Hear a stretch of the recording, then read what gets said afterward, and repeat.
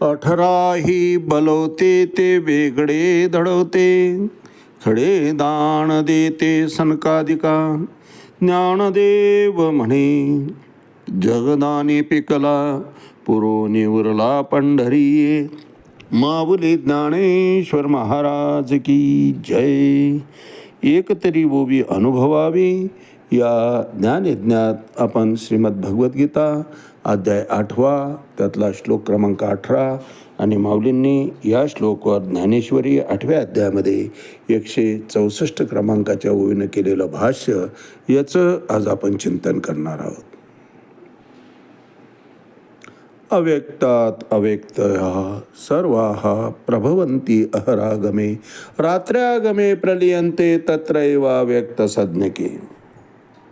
ब्रह्मदेवाचा दिवस आणि रात्र याचा कालावधी किती प्रचंड आहे याचं आपण चिंतन केलंय. आणि या संपूर्ण सृष्टीमध्ये आपलं अस्तित्व, आपलं आयुष्य हे किती अल्प आहे याचा जेव्हा आपण विचार करायला लागतो त्यावेळेस मी काहीच नव्हे हे उत्तर येतं.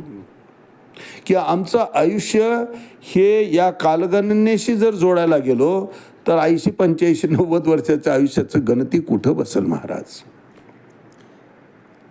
आणि त्यातलंही गणित आपण चिंतन केलं त्याचं, तुकोबारायांनी घालून दिलेलं की बाळपण जरा व्याध रात्रीने नेले अर्ध, बाळपण जरा व्याध. एका ओळीमध्ये आयुष्याचं पूर्ण लेखाजोखा तुकोबारायांनी मांडलेला आहे महाराज. की अर्ध रात्री खाऊन जाते, काही बाल्यावस्थेत जातं, काही वृद्धापकाळात जातं आणि उरलेल्या तारुण्यामध्ये जे शिल्लक उरतात 20-25 वर्ष त्यामध्ये परमार्थ करायचा असतो. पण त्यातही पुन्हा व्याधी आहेत, शरीराच्या अनुषंगानं उत्पन्न होणारे रोग आहेत आणि त्या प्रत्येक रोगाला आमचं आयुष्य काही अंशी खर्ची पडत असतं. मग तोही हिशोब बाजूला केला 25 वर्षातून आणि प्रपंचाचा हिशोब बाजूला केला तर परमार्थाकरता उरतं काय महाराज? काहीच उरत नाही. म्हणून संतांनी आम्हाला संकेत दिलेला आहे की दळिता कांडिता तुझं गायीना अनंता. कर्म करत करतच भगवंताचं नामस्मरण करावं. मोठ नाळा विहीर दोरी, अवघी व्यापिली पंढरी. सावतामाळींनी आपल्या कर्मामध्येच भगवंताचं नाव गुंफलं. अर्जुनानं श्वासामध्ये भगवंताचं नाव फिट केलं महाराज. रोमा रोमातून अर्जुनाच्या श्रीकृष्ण श्रीकृष्ण श्रीकृष्ण आवाज येत होता. सुदामा महाराजांचं इथंच आहे महाराज. ते तर मागणं मागतात, सुदामा ब्राह्मणा दरिद्रे पिढीला नाही विसरला पांडुरंग. फक्त तुझा विसर पडू देऊ नको देवा. दारिद्र्य तुला याहीपेक्षा आणखी भयानक द्यायचं असेल तर दे. पांडवांनी सुद्धा तेच मागितलं. पहा ते पांडव अखंड वनवासी, परी त्या देवाशी आठविती. किती संकट आले हो. लाक्षागृह असेल, विष प्रयोग असेल, शतरंज असेल, द्रौपदीचं वस्त्रहरण असेल, विजनवास असेल, 1 वर्षाचा अज्ञातवास असेल, किती संकट. आणि त्यात पुन्हा महाभारताचं युद्ध असेल. एक सत्ता सोडलं तर सर्व गमवलेले पांडव. पण ते सुद्धा म्हणतात भगवंता तुझ्या नामाचा विसर पडू नये. बस भगवंताच्या नामाला कलंक लागू नये. कारण भगवंतानं प्रतिज्ञा केली होती की मी फक्त 2 युक्तीच्या गोष्टी सांगेल, हातात शस्त्र घेणार नाही. परंतु भीष्म महाराजांनी त्याच वेळेस प्रतिज्ञा केली होती की तुला हातात शस्त्र धरायला लावल्याशिवाय राहणार नाही. प्रसंगच तसा आला महाराज. शेवटी स्वतःची प्रतिज्ञा मोडली आणि भगवंत जेव्हा भीष्म महाराजावर चाल करून गेले त्यावेळेस अर्जुन रथातून उडी मारून धावत धावत गेला की देवा देवा कृष्णा केशवा, तू शस्त्र हातात घेणार नाही म्हणून सांगितलं आहे. तुला हे लांछन लागेल आणि ते लांछन मी आयुष्यभर सहन करू शकणार नाही, मी जिवंत राहू शकणार नाही, मी शस्त्र चालवतो पितामहावर, अशी ग्वाही दिली. आणि मग भगवंताने शस्त्र आवरलं आणि अर्जुनाने मग शरशय्येवर भीष्म महाराजांना त्या ठिकाणी टाकलं आणि इच्छामरण ही वरदान असल्यामुळं उत्तरायणाची वाट पाहत भीष्म महाराजांनी आपली जीवनयात्रा संपवली.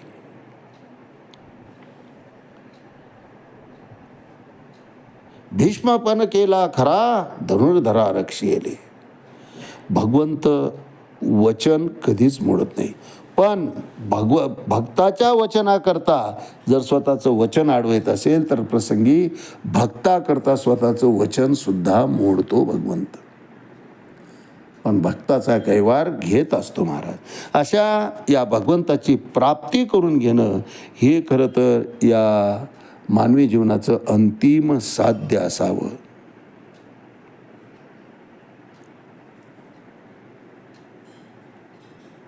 प्रत्येक वस्तू, प्रत्येक जीव या सृष्टीमात्रामध्ये भगवंताच्या जडणघडणीतून उत्पन्न झालेले आहे आणि सगळ्यांना ह्या अवस्था आहेतच. अव्यक्तादीनी भूतानी व्यक्त मध्यानी भारत अव्यक्त निधनान्येव तत्र का परिदेवना.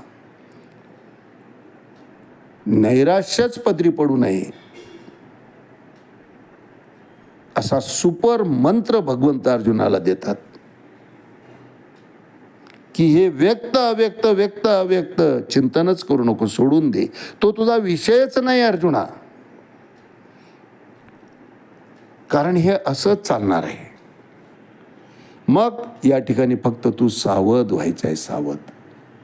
आणि मी जे सांगतोय तू ऐकतोय ना अर्जुना, भगवंत अर्जुनाला सांगतात, कश्चित एतत् श्रुतं पार्थ त्वयि एकाग्रेण चेतसा कश्चित अज्ञान सम्मोह प्रनष्टस्ते धनंजय. तुझा संशय मिटला की नाही बाबा, तुझं अज्ञान दूर झालं का नाही.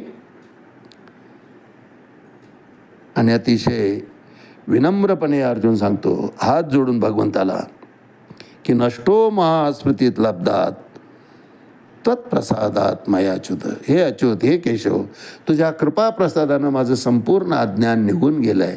मला स्वस्वरूपाची जाणीव झाली, माया कळाली, मायेतून मी पूर्णपणे आता बाहेर आलेलो आहे. स्वस्वरूपाची जाणीव झाली आणि तू कोण आहे हेही कळालं, तुझा अधिकार काय आहे तेही कळालं, आणि मी काय करू शकतो किंवा काय करू शकत नाही हे सगळं शून्य आहे हेही कळालं. तुझ्या मर्जीशिवाय इथं वृक्षाचंही पान हाले त्याची सत्ता, राहिली अहंता मग कोठे. नाहीतर सेनेरू भैरमध्ये रथम स्थापय मेच्युत म्हणणारा अर्जुन. तव अर्जुन म्हणत असे, देवा आता झडकरी ऋतू पेलावा, नेवोनीमध्ये घालावा दोही दळा. दोन सैन्याच्या मध्ये घेऊन चाल. भगवंताने नेलं, आज्ञेचं पालन केलं. पण तोच अर्जुन जेव्हा मायेत पडला त्यावेळेस कथम भीष्ममहं संख्य म्हणतोय, सिदंती मम गात्राणी मुखम च परिशुष्यती म्हणतोय. तोंड कोरडं पडताय, देवा आता लढणं माझ्याकडून शक्य नाही. इतका हतबल झालेला अर्जुन पुन्हा पूर्ण हे ज्ञान ऐकल्यानंतर म्हणतोय नष्टो महाश्रुतीत लब्धात त्वत्प्रसादात मयाच्युत. तयार झाला अर्जुन युद्धाला पूर्ण. मनुष्य यशस्वीपणे सर्व कार्य करण्याकरता तयार होत असतो. भगवंताची कृपा व्हावी लागते आणि भगवंताची कृपा होण्याकरता त्या भावानं, म्हणजे सर्व भावानं, सोपान वृत्तीनं भगवंताच्या ठिकाणी आम्ही जेव्हा नतमस्तक होतो, पूर्णपणे त्याला शरण जातो. अज्ञानी आहे, आम्ही मूढ आहो म्हणून कबुली देऊन जेव्हा भगवंताच्या चरणी लीन होतो त्यावेळेस भगवंत ददामी बुद्धियोगम तम येन मामुपयांती. ते भगवंत म्हणतात त्याला मी बुद्धियोग प्रदान करतो आणि त्यामुळे तो मला पूर्णपणे जाणतो. आणि एकदा भगवंताला जाणलं की जीव पुन्हा कर्त्याच्या भूमिकेमध्ये येत नाही. सांगितलेल्या संकेतस्थळी सांगितलेल्या संकेताप्रमाणे कर्तव्य कर्म समजून ते कर्म करत राहतो. कुठल्याही फळाची अपेक्षा करत नाही. कर्तव्य कर्मामध्ये फळाची अपेक्षा केली नाही तर त्याचं पाप पुण्य जीवाच्या ठिकाणी लागत नाही महाराज. म्हणून तू कितीही हत्या केल्या अर्जुना तरी त्याचं पातक तुझ्या ठिकाणी लागणार नाही, कारण तू कर्तव्य कर्म करतोय. धर्माचं संरक्षण करण्याकरता युद्ध मांडलेलं आहे, त्या ठिकाणी तू युद्ध करतोय. त्यामुळे ती हत्या नाही तर ते वीरपणाचं लक्षण आहे. आणि हे वीरपण करत असताना गाजवत असताना जरी मरण आलं तरी बेहत्तर, कारण हतो वा प्राप्स्यसे स्वर्गम. समजा तू मारला गेलास स्वर्गाची प्राप्ती होईल. जित्वा वा भोक्षसे महिम, आणि जिंकलास तर या पृथ्वीचा राजा होऊन राहशील. शूर दोन्हीकडे भला. तस्मात उत्तिष्ठ कौंतेय युद्धाय कृतनिश्चया. मग भगवंत जीवाला सांगत असतो की तुझं कर्तव्य कर्म कर आणि ते करत करत असताना माझी प्राप्ती सहजपणे करून घे आणि माझ्या धामाच्या प्रती जाऊन मुक्तानंदामध्ये सदैव राहा. यावर भाष्य करताना माऊली 164 क्रमांकाच्या ओळीत म्हणतात, पाठी रात्रीचा अवसरू होई आणि विश्व अव्यक्त लया जाये, तोही युग सहस्रा मोटका पाहे आणि तैशी चिरये. अर्थात मागाहून ब्रह्मदेवाचा रात्रीची जी वेळ येते त्या वेळेमध्ये हे विश्व पुन्हा अव्यक्त स्वरूपामध्ये जातं. पुन्हा अव्यक्तात गेलेली ही जीवसृष्टी ब्रह्मदेवाच्या कर्तृत्वानं पुन्हा उदयाला येते.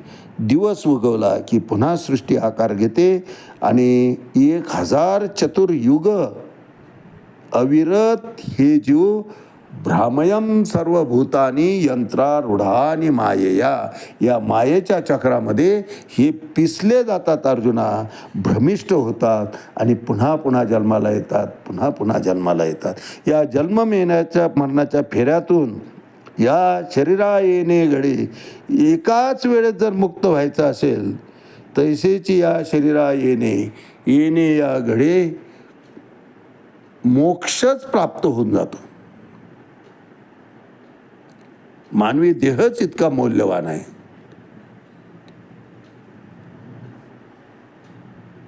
या जन्म मृत्यूच्या फेऱ्यातून मुक्त व्हायचं असेल तर आपलं कर्तव्य कर्म अर्जुना तू कर.